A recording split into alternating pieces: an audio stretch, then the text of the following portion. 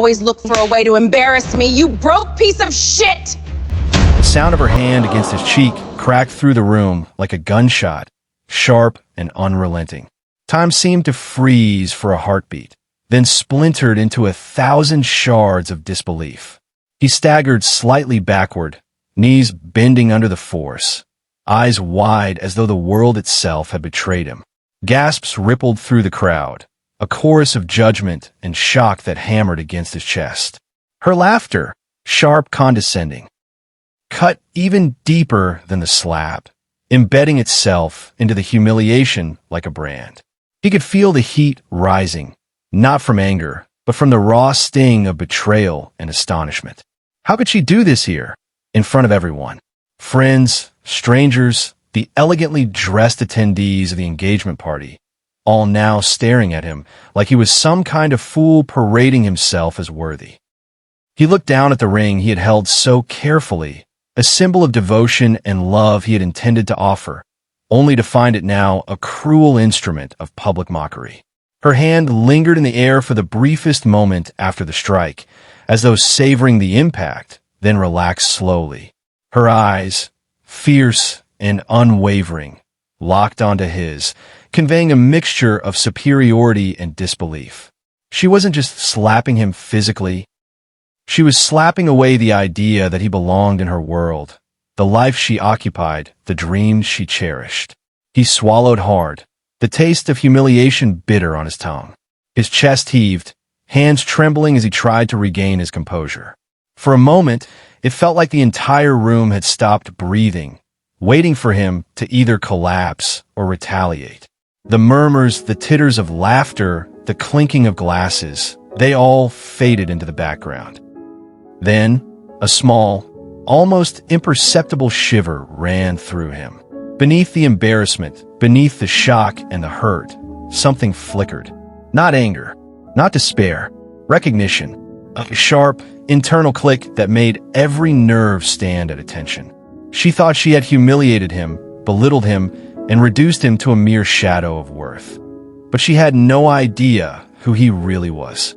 He straightened slowly, deliberately, as though the pain had reshaped him into a statue carved from patience and quiet power. His eyes, once wide and vulnerable, now gleamed with a controlled intensity that few had ever seen. In that instant, the room no longer mattered.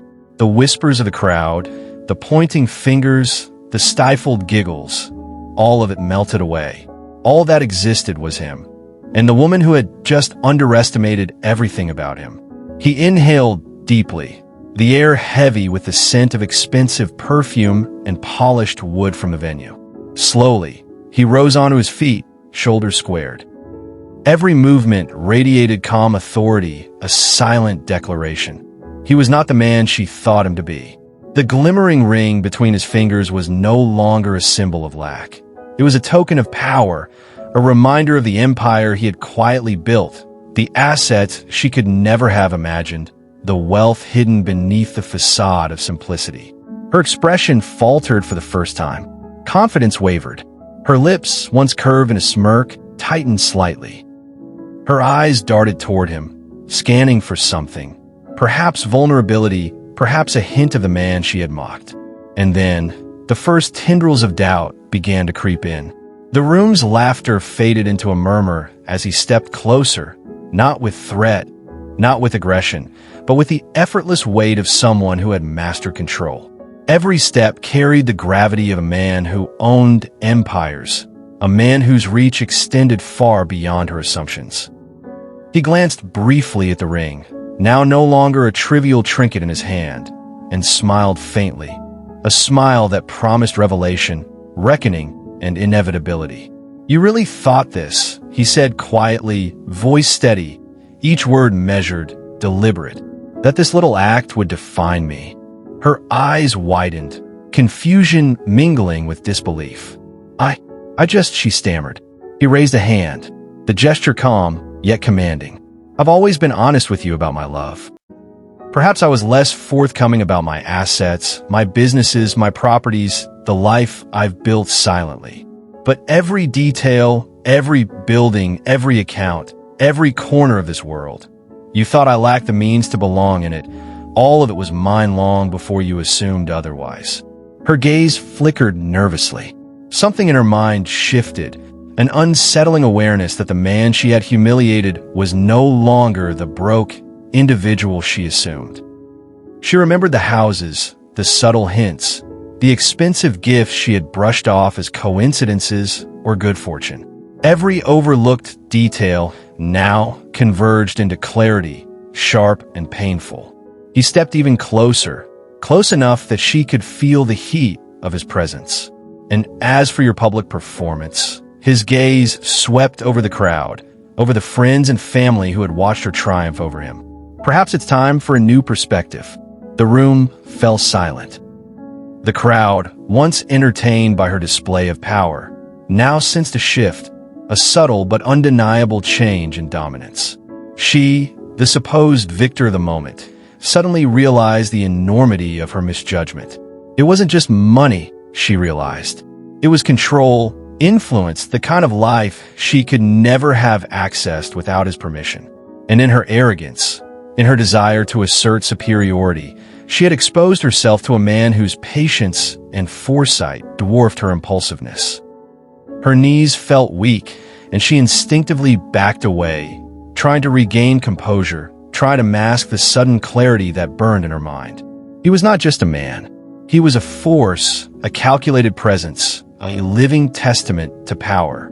I didn't know," she whispered, voice barely audible, a mix of shame and astonishment. His smile was faint, almost imperceptible, but carried the weight of everything he had built. "Now you do." In the corner of the room, the engagement ring gleamed, not just as a symbol of love, but as a testament to what she had misunderstood. The laughter of the crowd, once aimed at him, now felt misplaced, awkward, even meaningless. They had all witnessed the shifting tides, the silent revelation of truth. He reached into his pocket, retrieving a small envelope with documents she hadn't seen before. Properties, shares, accounts, and deeds that dwarfed anything she had ever imagined. "All of this," he said softly, "was here long before you assumed you could judge me. And as for our future," his eyes locked onto hers, intense and unwavering, "the decision is yours. But understand, the world you thought you knew, it was never yours to command." Tears welled in her eyes, not from joy, not from relief, but from the bitter sting of realization. She had judged, mocked, humiliated, and now, confronted with the truth, she understood the depth of her error. The man she had scorned had always been a titan, a force of wealth, intellect, and control. Every assumption she had made, every superficial judgment, crumbled in the face of reality. He extended a hand, not an apology, but an offering clarity, offering truth. "Do not mistake this moment for anger or vengeance," he said. "It is simply a reminder that reality is far more complex than appearances." Her lips quivered, and for the first time, she felt the weight of regret settle deep within her. She had acted in arrogance, assuming that status and perception dictated value. And yet, here was the man, calm, composed, unshaken, and infinitely more powerful than she had ever given him credit for.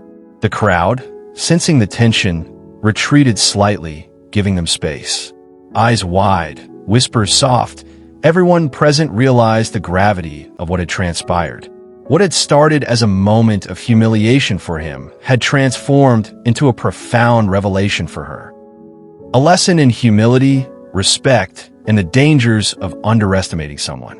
He finally spoke, voice carrying effortlessly over the hushed room. "And as for what truly matters, loyalty, integrity, vision, these cannot be feigned, nor bought, nor mocked.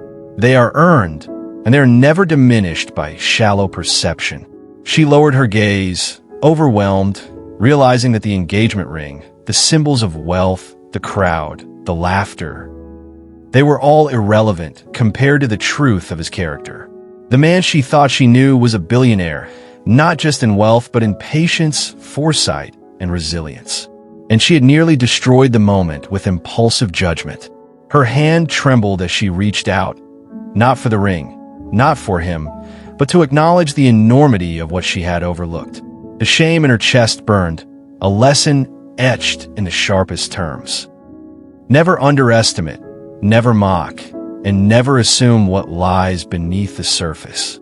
The billionaire, still poised, allowed the silence to stretch.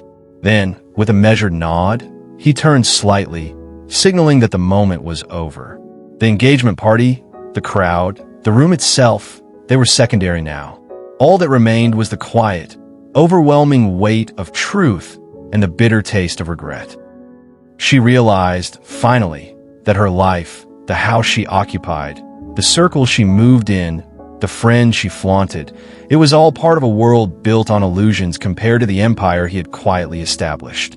And in that instant, the humiliation she had inflicted on him transformed into the deepest form of regret, knowing that she had nearly dismissed a man whose power and presence could not be measured by appearances alone. And so, in the midst of her own shame, she learned what it meant to truly recognize worth, the dangerous illusions of pride, and the silent, unyielding force of a man who had always been more than he seemed. The engagement ring sparkled faintly, now not a token of proposal, but a symbol of lessons learned, of misjudgments made, and of a future she would never forget. Outside, the city continued its indifferent rhythm, but within that hall, everything had changed.